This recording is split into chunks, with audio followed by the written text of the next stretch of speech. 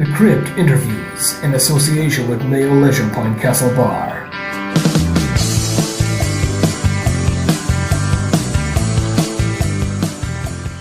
You're listening to The Crypt, and joining me for this year's Halloween special is actress Juliet Landau, who we all know and love for her role as Drusilla in Buffy the Vampire Slayer and Angel. So you're very welcome to the show. Oh, thank you so much. I'm so thrilled to be here. Well, Juliet, your parents are actors Martin Landau and Barbara Bain. So growing up with actor parents, was it something that you always wanted to do from childhood? You know, it's funny because I actually thought that was my parents' territory and I would never, ever, ever do it. But I was a dancer. I actually was a ballerina before becoming an actress, and always approached being a dancer, sort of now looking at it retroactively, I approached it as an actress because it was always, even though I was technically proficient, it was about expressing something. And then I started taking some acting classes, really because I found the dance world to be sort of narrow and insular at a certain point. And I just loved it. I really loved having the verbal communication and getting to talk about the conceptual ideas and the overall of the story, and getting to use physicality as a component, but also getting to use your voice and all that stuff. So immediately I was like, okay, this is really fun. And then I studied for a number of years and then started doing, masses of theatre, and then started getting film and television work and going from there. So, but I think it was always kind of in my blood, so to speak. But then before the days of Buffy, you played Loretta King in the Tim Burton movie Ed Wood, which also starred Johnny Depp and your dad, who won numerous awards for his role. Could you talk a bit about the experience of working with Tim Burton and having the opportunity to work alongside your dad? Well, working with Tim is so incredibly brilliant. I mean, he's just such a force of nature, and it was kind of obscenely fun to go to work. It's just such a collaborative, creative environment. I think Tim creates a set like the best directors do, which is a pretty much a playground that he has a very specific vision, so that you know the world that you're in, you know the universe, but there's a real freedom to bring your A game and bring your best. And working with Johnny Depp as well, he and Tim have this shorthand even at that point, and it's just was such a special experience. And my dad and I didn't actually overlap except in one scene, and it's the most bizarre scene because it was a reenactment from Bride of the Monster, the film that my character was in, the Ed Wood film. And in it, I'm in a bride dress, and I'm in a trance, and my dad, I'm like getting on this sort of operating table, and there's a big, bald Swedish wrestler that was named Tor Johnson in the movie. And my dad basically takes out a whip and starts whipping him. And he gets, because he gets distracted by this Angora. It's just the most bizarre thing. So we looked at each other and we was like, this is the most surreal thing to actually be doing together. Like, how did this happen?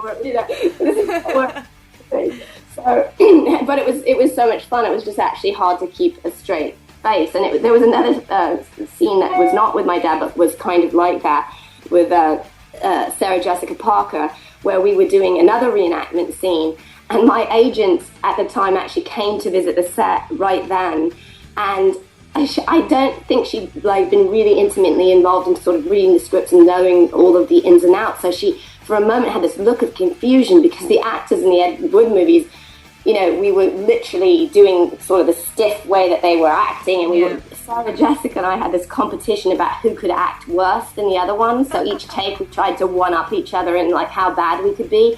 And my agent's face looked really confused, and I went up, but afterwards I was like, you do know that we are actually trying to be bad in this scene. She's like, oh, goodness, I didn't know what happened. Oh, it sounds like it was great fun. It was really, really fun. And the thing with Tim that's so cool is when he really likes something, he has such an ebullient nature. So in the middle of a take, he wouldn't want to ruin it and say anything. So he'd literally start jumping up and down, and you'd see him bobbing when something was really cooking and he liked it. And so that was good. If you'd see Tim kind of moving, bouncing up and down, you go, okay, this is going well. Yeah, you're doing the job right. Yep. Well then, how did the role of Drusilla come about for you then? You know, Joss had seen Ed Wood and another movie that I did a movie with Whoopi Goldberg that he'd seen, and basically he called me in to have a meeting, and it was with himself, with David Greenwald, one of the producers, Marsha Schulman, who was the head of casting for Fox, and Gail Berman, one of the producers, and we had the most sort of creative, incredible meeting, just bouncing ideas off each other. And he was saying, I think that the character could be English or American. I was like, oh, no, she needs to be English. And I did a little bit of her. I think I kind of wafted up to the ceiling at one point and started talking to it or something like that. And I left the meeting and was like, oh my God, that was just so much fun. And literally before I got to the parking lot to get to my car, my phone rang and they were like, okay, so it was my agent going, they want you to do it. And I was like, that's fantastic. So it was really, right from the beginning, just such a creative, incredible experience. Well, Drusilla, she was like completely insane. What was going through your mind when you were trying to decide how you were going to approach her? Well, it's really funny that you say that, because at the time when I was working on the show, Joss and I would have this kind of running thing where he would say to me, Drusilla's so crazy. And I would be like, no, she's a little touched is all. And he'd laugh and he'd say, and it shows in the way that you play it, that you feel that way. And now it's funny because I'll be somewhere, if I'm traveling and I'll be at a gym or something, and literally it'll come on the monitor, the TV at the gym, and I'll be in Paris or something, and I'll see a scene, and I'll be like, from this perspective, when I'm not inside it and playing it, I'll be like, oh my God, she's just batshit crazy. So it's really funny because when you're inside a character, like, her illogic, was very logical to me. And one of the reasons was because right when I got the job, Joss said, let's sit down and have a creative meeting where I tell you all about the lore and the background. And, I've had Spike and Drew running around in my head for 10 years. And so I went to the meeting and he said all these things, which at the time I was like, oh my goodness, I don't know how I'm going to do this, because everything he said was really contradictory. Like he said, Drusilla is very weak and fragile, but she's strong. She's really sweet, but she's diabolical. She's really delicate, but she's powerful. She's really loving, but she's nasty. She's really, he said all these things.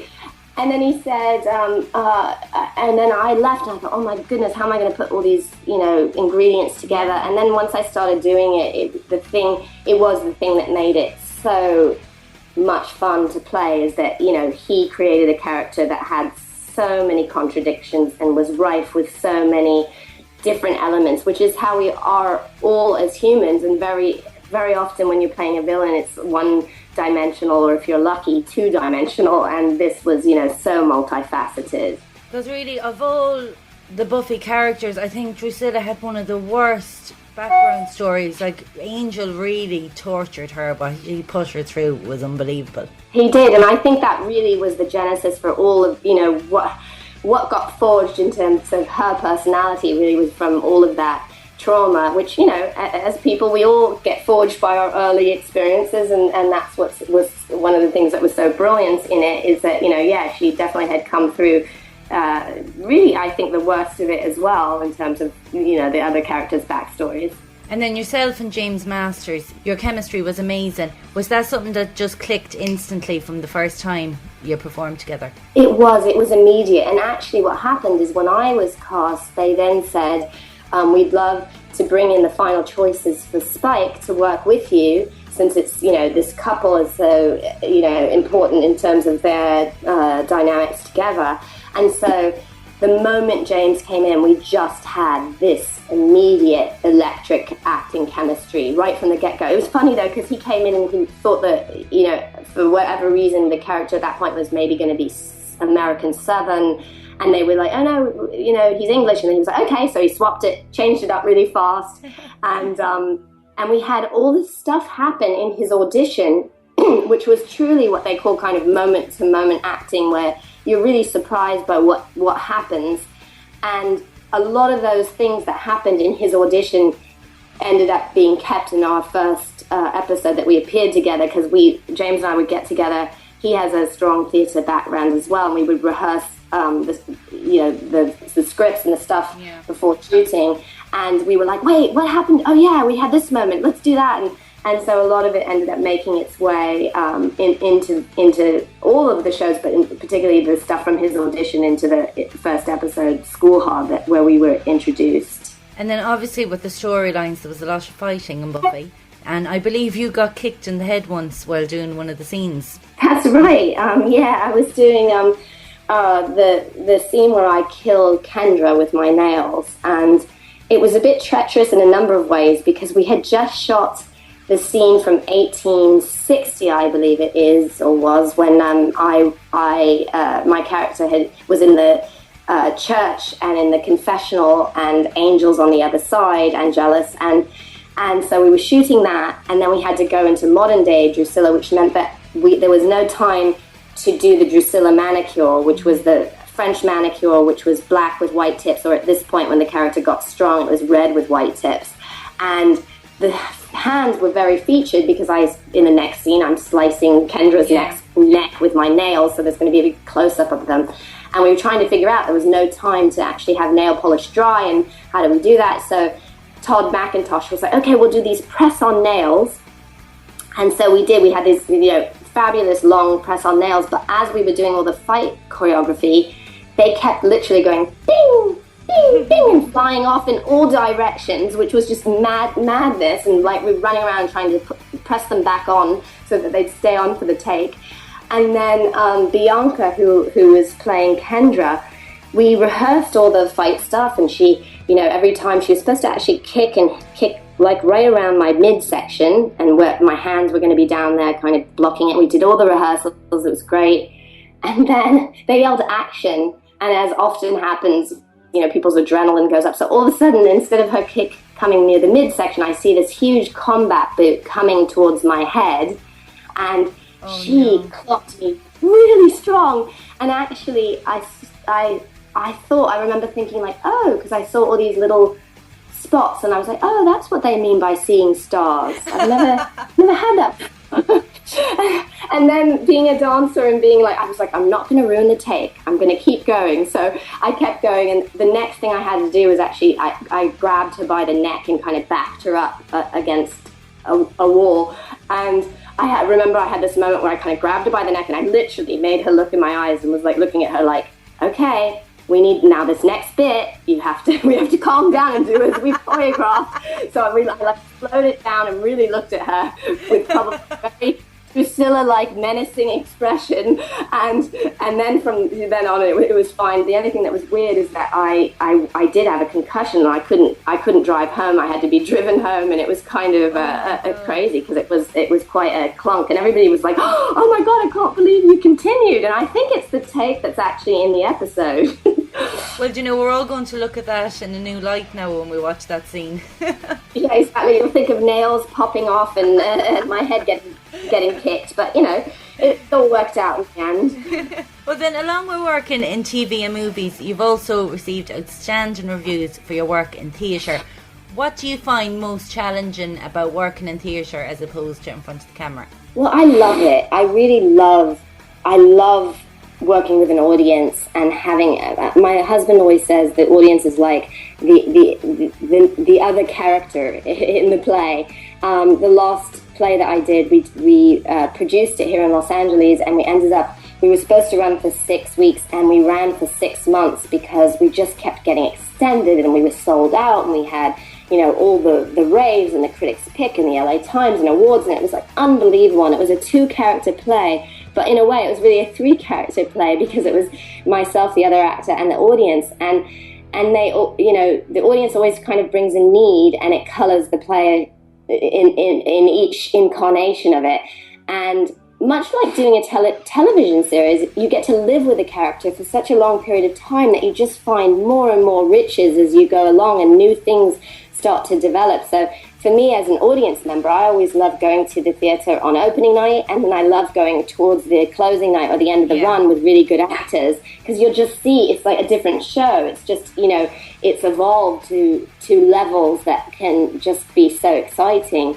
So I really love it, and I love, the fact that you actually get to do things in an order and a progression in filmmaking and television.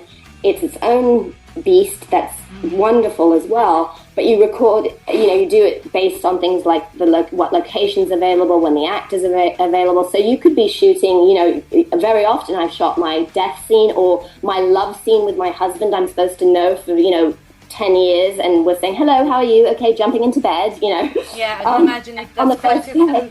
Yeah, so theatre, you actually get to take the whole arc and the journey in order, and there's something so amazing about that, because it is sort of like you're living the experience. The other thing that's fun, though, with television and film is it's because it's these pieces of a puzzle that's put all together.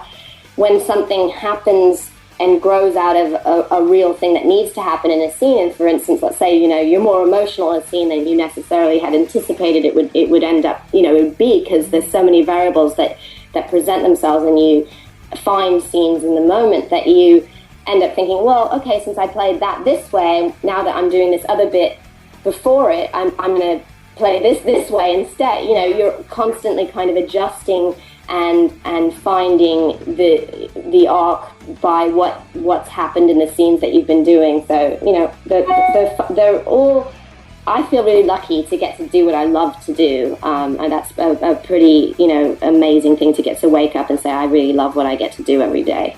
And then, of course, you've got to work in so many different areas. You've also done voice acting in animation such as Ben 10, Star Wars, The Old Republic, Justice League and Thundercats. What do you enjoy most about voice acting? Well, one of the fun things is that there's no primping involved. There's no makeup and hair. You literally just go and get to work with the actors and the director and the voice director and the animators if they're there. And it's there's two different ways that you can do it. Sometimes you end up recording in a booth by yourself, and then they lay it together. But in a lot of the stuff that I've done, like the Justice League and the Justice League Doom movies, Justice League, I did a whole series of different animated films as well as a series, and Ben 10 and all those, you actually get to work with the actors. So you do a table read first, and then you go in and you're all recording in a semicircle. So it is like a tennis match where, this is happening over here. That's how you're playing this character. And so it can be super, super fun. And then, and again, there's two different ways where sometimes you loop to what's already been drawn, but most of the time you do the voice, and then you come back afterwards to do some pickups when it's already been created and drawn, and it's really fun to see the character that you've kind of, been doing the voice of come to see the visuals as well. Yeah, I'd say that's amazing when it all comes together and to see it all on the screen. It is, and when they first send you sketches and stuff, it's so cool because, very often what I will do is I tend to think very outside the box, and kind of, so what will happen is I'll see a character drawing and a voice will come to me, and I'll be like, wow, I don't know if they were thinking that this character would be Russian or would be like, Cajun or whatever it is. And so I usually will go in and try to have a backup in case they're like, wow, that's, but most of the time, I think actually, sometimes I can't even think of a backup because I'm like, no, she has to sound like this. This is how it has to be. And pretty much all the time they're like, oh, that's really cool. And, so it's been really fun to do animation. I love it. In 2008, you made your directorial debut with Take Flight, which was a short documentary about Gary Oldman. Could you tell us a bit about the documentary and what it was like for you sitting in the director's chair for the first time? It was wonderful. The thing was, it started as Gary was directing a music video that he shot entirely on cell phones, which at the time, nobody was really doing much of that, the way it's now evolved to the fact that everybody shoots stuff on their cell phones. And he asked me to direct the making of, the behind-the-scenes making of, but it ended up progressing to being a documentary instead of solely being just a behind-the-scenes making of, to being about his creative process. And I had high-def cameras And I also had access to all of the cell phone footage because Gary was operating one of the cameras. So it literally was like being inside his POV. So you'd see the genesis of an idea and then you'd see him carry it out. And I'd never got to see that before. And so it was so much fun to actually... There was 50 hours of footage. I remember I watched it all through 3 times. I was logging everything, and I sort of made the structure where in the beginning you see glimpses into Gary's POV, then it's peppered throughout and gets more and more, and by the very end you're sort of liberated into his perspective, and you see it's really about where creativity takes flight, like the moment when you're looking for the stuff and then where it really all comes together. And so it was really, and I ended up, the funny part of it was that Gary was doing, the band was a Jewish hip-hop band called Chutzpah. So it was Gary Oldman's cell phones and Jewish hip-hop, which was like the weirdest kind of amalgamation of, so I had for the outside world, obviously, their music, but for Gary's internal world, it was all classical music. And it was kind of this funny thing, because as I was picking and looking for music, I ended up choosing all these pieces. And at the very end, I noticed that they happened to, without me trying to do that, they were birds, like it was the swan, or it was the lark ascending, or they all had birds in them. And it was funny because the movie was called Take Flight, and it had all this sunset footage where birds were taking flight at the end. And it was like, okay, this was obviously meant to be these pieces of music, because I literally just listened to them and was like, oh, that piece, this is the piece I need. And it was like, wait, it's another bird title. So it really sounds like directing is just something that was in you to do. It comes really natural to you. I have to say, what I really have loved and found in myself is, as an actress, you are a component of telling the story. And I've been really fortunate because I've got to work with Joss Whedon and Tim Burton and these incredible visionaries. And, their choices are so brilliant. And you're like, oh, great, they've used this and they've done that. The thing is that isn't always the experience, and there's something so wonderful about getting to have the vision for the whole and carrying that out from it being, an idea, from the inception of an idea to its fruition and it existing and being out in the world. And I really love that. I love being the person who's in the color correction booth and going, can we do this? And what about that? And finding the music that speaks right. And actually I've been, I end up doing some of the editing myself, and, all of those other aspects of creative expression and getting it to be telling the entire picture of the story is really wonderful. Well, that leads me on to your exciting new project, a documentary called A Place Among the Undead, which is the definitive comprehensive documentary about vampires and myth and pop culture. Now, I believe this is divided into two. Is it A Place Among the Dead and A Place Among the Undead? That's true. The material is so vast that I am making 2 feature-length documentaries, A Place Among the Dead, which covers crime, reality, when people take the fantasy of vampirism too far, and A Place Among the Undead, which covers every aspect of vampires in myth and pop culture. So it's movies, TV, art, literature, comics, music, video games, and young adult literature. And what was it that inspired you to embark on the project? Well, through the years, whenever I've hung out with creators, writers, directors, actors who've lived in the vampire universe, I've had the best conversations. And I've always thought, I wish people could see this. This is stuff that's never been shared before. And there's a real camaraderie, and there's, the insider's view and the insider's perspective into the vampire phenomenon. So my husband and I finally started it, and it has grown beyond our wildest expectations. With Undead, we were self-funding the project, and we've had so many amazing people come on board, and we have so many more amazing people who want to be a part of it. And so we've turned to Indiegogo crowdfunding and have just launched our campaign for A Place Among the Undead. And it really is a who's who in the genre. Could you tell people about some of the people that you interviewed for the documentary?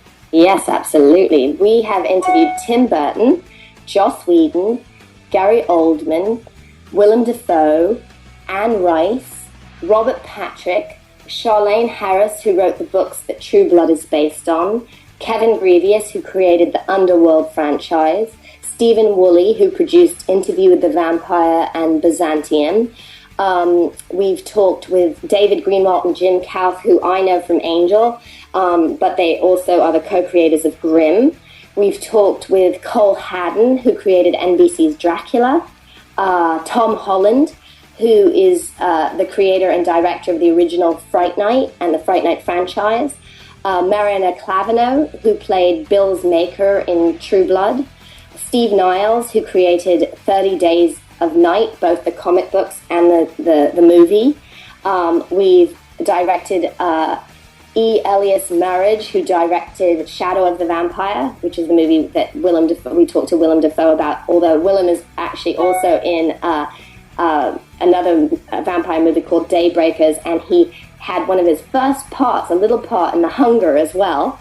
And then we have some of the Hammer, like we've talked to Carolyn Monroe, and who was in Dracula AD 1972, and also Madeline Smith, who was in The Vampire Lovers, and so we have some of the Hammer people as well. What a lineup. That is fantastic. Anybody who is into vampires was just going to be dying to get their hands on this documentary. It sounds fantastic. Well, the fun thing about it too is not only does everybody that we've talked to so far share stories that have never been seen, but the movie itself transcends the traditional idea of a documentary. So it's really a tapestry with interlinking narrative films inspired by the conversations as well. So it's got narrative filmic elements, and then it's got these amazing conversations as well. Well, that's it, because you took a look at the metaphor of the vampire. I'd say it was very interesting hearing the various perspectives depending on who you were talking to. Yes, that's the thing that sort of inspired the structure of the piece. And we have so many people that have been approaching us about doing this that it may end up developing into a TV series, like being a 6-part TV series rather than a feature, just because the subject matter is so vast. But yes, what you're saying is exactly. When we talk to Joss Whedon, he talks about, that he used the metaphor of vampirism to explore high school as a nightmare, which most people can relate to because most people had a terrible time at high school. When you talk to Anne Rice, she wrote Interview with the Vampire when her daughter had just died of leukemia. So she created a child vampire character that lives forever, and obviously blood disease, leukemia, and said it was all about loss and grieving. When you talk to Kevin Grevious, he said he created Underworld based on his experiences with interracial dating. So he created 2 species that don't get along, one of them being vampires. Yeah. You talk to Tim Burton and he says Dark Shadows is all about family dysfunction. You talk to Joss about Angel and he says he largely was exploring addiction. So I think one of the reasons that vampires have had such a lasting and such a monumental place and in every culture and across, societally for such a long time and have the duration of staying power is because they really give us such a myriad of ways to look at the human condition. It's really about, it gives us a way to look at, to mirror, ourselves in so many different aspects of ourselves. Well, as you said there, you've launched an Indiegogo campaign for the finishing funding. So can you tell people how they can support the project? Yes, they can go to Indiegogo.com and look for A Place Among the Undead. And are there any incentives? A lot of people offer incentives for pledges. Yes, we actually have some fun stuff. We've got a steak dinner, but STAKESTEAK. Hopefully people will actually be just eating steaks, not bringing steaks. So that we're going to be doing November 7th in Los Angeles. That should be loads of fun. We also have Gary Oldman took these special exclusive photos. He has a camera from 1853. And he took these tin type, the original Victorian type of photography where you put the tin in and he has the black, the cloth that he goes under and he paints it up and develops. And he took pictures of Joss Whedon, Robert Patrick, myself, and many of the other interviewees, and they're beautiful. So we have those. We have a special book of those. We have these really fun Undead T-shirts that we've been wearing that have the official film font on them. And we have Georges Genti, who was the comic book artist for the Buffy comics, which the series, once it ended, continued in comic book form, and they called it Season 8 and Season 9. Yeah. He's done an exclusive poster that will only be available on Indiegogo. So we've got a lot of stuff that's really fun. Can people keep up to date with the project's progress on Facebook and Twitter? Yes, absolutely. And then also after the campaign, right now we have everything directed into the campaign page, but we have a place on the undead.com website that will be up and have all the stuff. And one of the other things that were the incentives is a blog that once we start, we're back up and resuming shooting, and that will be on the website and all that stuff too. So yeah, we will have that, but at the moment, the only place to kind of find it is on Indiegogo.com. Fantastic. Well, I will share your campaign on the Crypt Facebook page, so any listeners who want to support the project, it sounds absolutely fantastic. It's going to be a fascinating documentary. Make sure you go on there and make your pledges. And as Juliet said, there's some fantastic incentives there as well. So before I let you go then, Juliet, are there any other projects you'd like to mention?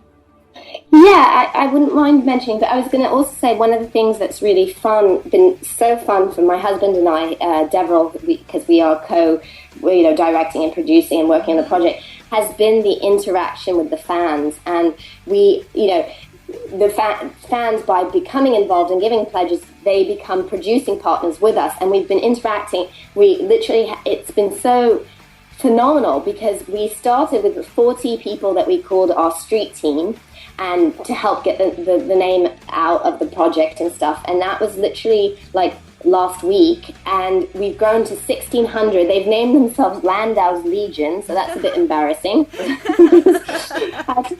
I have a legion, but the thing that's been so amazing, is just interacting with people on the Indiegogo page and from all around the world, and getting to have this community of people that are helping and becoming partners with us making this project. And the reason we ended up going this way is we had a lot of we went to production companies and people wanted to give us money, but we really want to make the film that fans want to see. And based on what they were telling us, for instance, they said don't use, Hammer's not hip right now, and all the other people who have a hip, and we're like, yeah, you can't make a definitive vampire documentary and not have Hammer in it. The fans, exactly. That's not the film that they're going to want to see. So that's been the thing that's been, for me, an experience that I, didn't anticipate how incredible it would be, really getting to interact with people directly and getting to work together and make the project together. Well, it's so true, because I had Robert Russler, who was in Nightmare on Elm Street 2 and Weird Science. He was on the show last week, and he's launching a Kickstarter campaign for his movie, The Wicked Sick. And he was saying that, he's not knocking the suits and that, but when you've investors coming on board, your restrictions put on you. Like, his movie that he's making is kind of like a psychological thriller / horror. And he said one of the investors were saying to him, well, it's either a horror or a thriller. I want to know exactly what I'm investing in. And he said, but I can't, it's a mix. It's a mix of the two. So he wants to make the film he wants to make. The horror fans are going to love. He's got a who's who in horror in his Kickstarter. Do you know what I mean? For his Kickstarter campaign. And I think that's the way to go, really. Well, it is, because it's the thing too. It's like you don't want people that kind of think that they know about it. You want the people that actually really love and understand it. And the thing that I think that's interesting what you're saying, because I remember seeing an interview once with Francis Ford Coppola, and he was saying that he thinks in a way this definition of genre has, in a certain way, doesn't have anything to do with the creative content and the creators and the actual filmmaking. It's all about selling and distribution. Yes. So they tell you, like what you're saying right now, like, well, it has to be this or this, and it's like, well, who made that rule up? Like, if the story needs to be this cross-section, like, this is just a word. It's kind of like, there's a word saying that it fits into this category, but really the story, there's so many ways of telling stories, and it shouldn't have to be slid into one thing, because then otherwise everybody's just making the exact same formulaic thing anyway. That isn't what creativity and what, making a movie and making it true to what it needs to be is about. Well, that's it, and I think creativity is coming back thanks to all these websites such as Kickstarter, Indiegogo. In Ireland, we funded.ie, that people can go out and do what they want to do. It is actually helping democratizing, and because you do have there isn't the middleman, you actually have the direct contact. Well, as you said there, that you did have a couple of other projects you wanted to mention, just to remind you. Yes, I know, went on a total tangent there. I actually have a couple. I did a movie in Africa called Where the Road Runs Out, and I play an English missionary. And then I did a movie called The Bronx Bull, where I play a Viennese movie starlet, and it's all about Jake LaMotta, who was the real person that Raging Bull is based on, and it is William Forsythe plays Jake, and it's kind of a prequel and a sequel in one, because it goes into his childhood and his later life to Raging Bull. And then I've also been doing Doctor Who audiobooks for Big Finish, where I've been playing the character of Romana, who is a iconistic character from the Tom Baker era, that character was developed. So yeah, I've been working on all kinds of other stuff as well as our projects. It's been a little mad. I don't think I've slept for a while, so I will hopefully be sleeping at some point soon. But it's really been wonderful. Well, listen, thank you so much for coming on the show today. It's been such a massive Buffy fan, so it's been such an honour to speak to you, and I wish you the very best of luck with your campaign. Oh, thank you so much. This has been so much fun. The time just flew by. The Crypt interviews in association with Mayo Leisure Point Castle Bar.